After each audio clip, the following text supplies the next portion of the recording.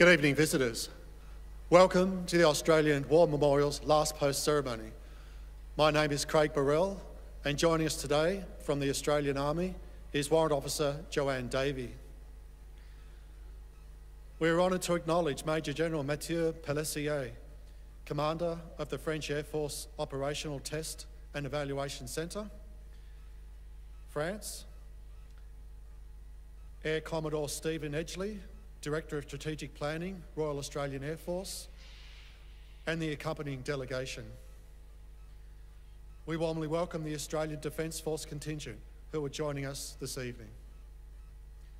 We welcome the veterans who have served, those that are still serving, and the families that support them. We acknowledge the members of RSL and Services Clubs Association, RSL Victoria, and RSL Queensland who are watching the broadcast of this ceremony across Australia. During the ceremony, wreaths will be laid at the base of the Pool of Reflection by visitors and students on behalf of Burnie High School from Tasmania. Please stand and join in singing the National Anthem.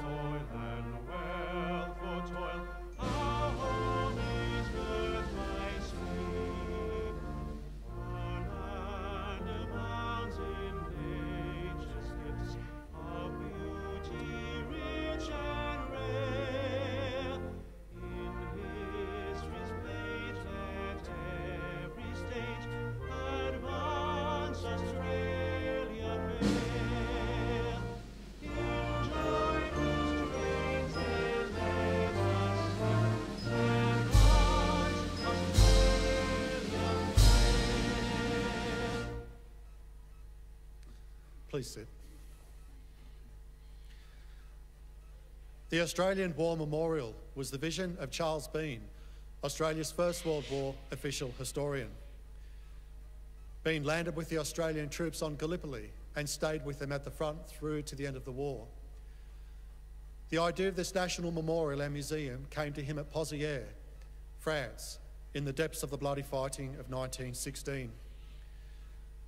Bean's idea was that this would be a place where families and friends could mourn their loved ones buried in faraway places. It would also be a place that could help all Australians understand what these men and women had endured and what they had done for us. Bean's vision, to which we remain true, is best expressed as inscribed in the entrance to the memorial's galleries. Here is their spirit, in the hearts of the land they loved, and here we guard the record which they themselves made. Tonight, we will read the story behind just one of those on the Roll of Honour, which lists the names of more than 102,000 men and women who have given their lives for us in war and operations for more than a century. But first, we present a lament, Flowers of the Forest. Wreaths or floral tributes will now be laid at the base of the Pool of Reflection.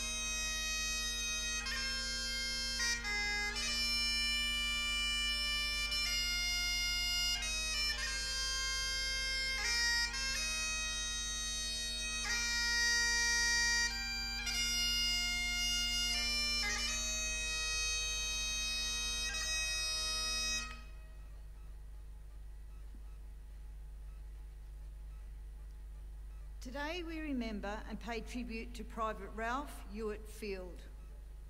Ralph Field was born in Penwortham near Clare in South Australia on the 4th of May 1893.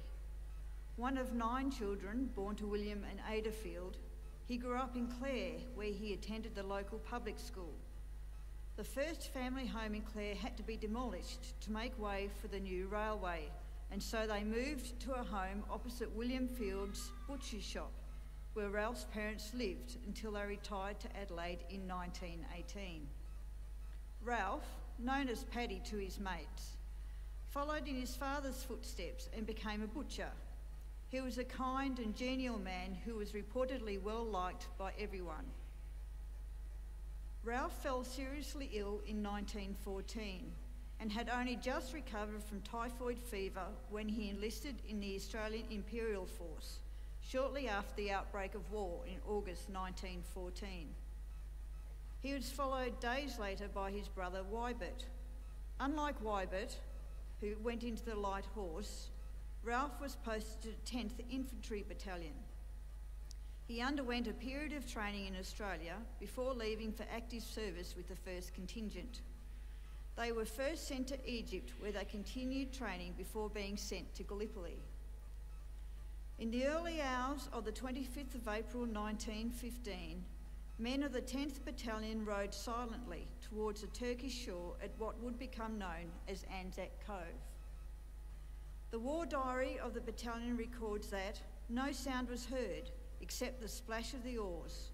We thought that our landing was to be effected quite unopposed, but when our boats were within about 30 yards of the beach, a rifle was fired from the hill in front of us above the beach, right in front of where we were heading for. Almost immediately, heavy rifle and machine gun fire was opened upon us. Ralph wrote home to his mother to say, the inevitable has happened, and we have been going hammer and tongs. It was just as I told you. We worked for victory or death, and we got victory after a hard fight, and we have progressed the same ever since. He later reported a number of narrow escapes from Gallipoli, including being buried by shell fire several times. In August, Field fell seriously ill with dysentery, returning to the peninsula after a month in hospital. Within days, he was evacuated again and was admitted to hospital in Cairo, suffering from scarlet fever and diphtheria. After being reported as dangerously ill, he somehow turned a corner and recovered enough to return to the 10th Battalion in March 1916. At this stage, the AIF was completing a process of expansion and reorganisation before being sent to the battlefields of France. On the 23rd of July 1916, the 10th Battalion participated in its first major operation on the Western Front when it had attacked the French village of Pozières. The village was captured under some of the heaviest shell fire of the war, although the 10th Battalion suffered extremely heavy casualties during the operation. During the attack, Private Field's platoon was ordered into a trench as the battalion was making an advance. As they did so, Field was hit on the head by a piece of shrapnel and was killed instantly. His platoon commander later wrote, "He was always a great friend of mine and fought side by my side with me on Gallipoli. Ralph was well liked by all who knew him and always fought bravely and fearlessly. There is one consolation, and that is he died fighting for his king, country, and those he loved best." There was no time to bury Ralph Field properly in the confusion and heavy shell fire of the battlefield. His body was pushed into a shell hole and roughly covered over, which was the best the men could do at the time. It was lost in later fighting, and today Ralph Field is one of the 10,738 missing named on the Australian National Memorial at Villers-Bretonneux. He was 23 years old. His name is listed on the Roll of Honour on my right, among almost 62,000 Australians who died while serving in the First World War. His photograph is displayed today beside the pool of reflection. This is but one of the many stories of service and sacrifice told here at the Australian War Memorial. We now remember Private Ralph Ewart Field, who gave his life for us, for our freedoms, and in the hope of a better world.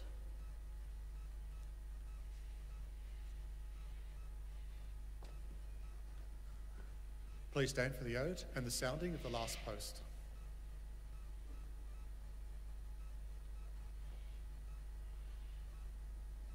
They shall grow not old as we that are left grow old. Age shall not weary them, nor the years condemn. At the going down of the sun and in the morning, we will remember them.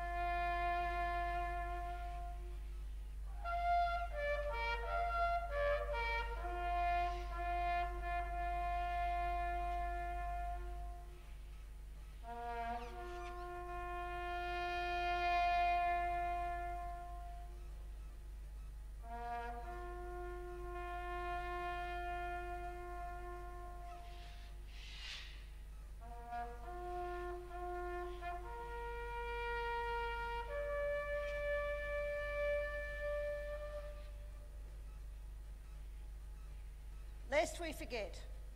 Lest we forget.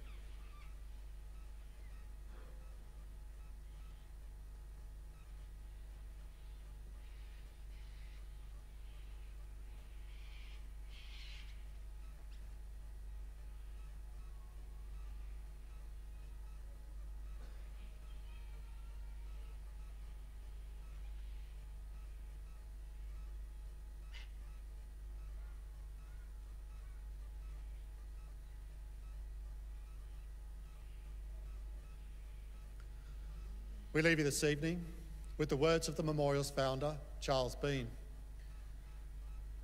Many a man lying out there at Poziere or in the low scrub at Gallipoli with his poor, tired senses barely working through the fever of his brain has thought in his last moments, well, it's over. But in Australia, they will be proud of this. Ladies and gentlemen, that concludes this evening's last post ceremony. Thank you for visiting the Australian War Memorial, and good evening.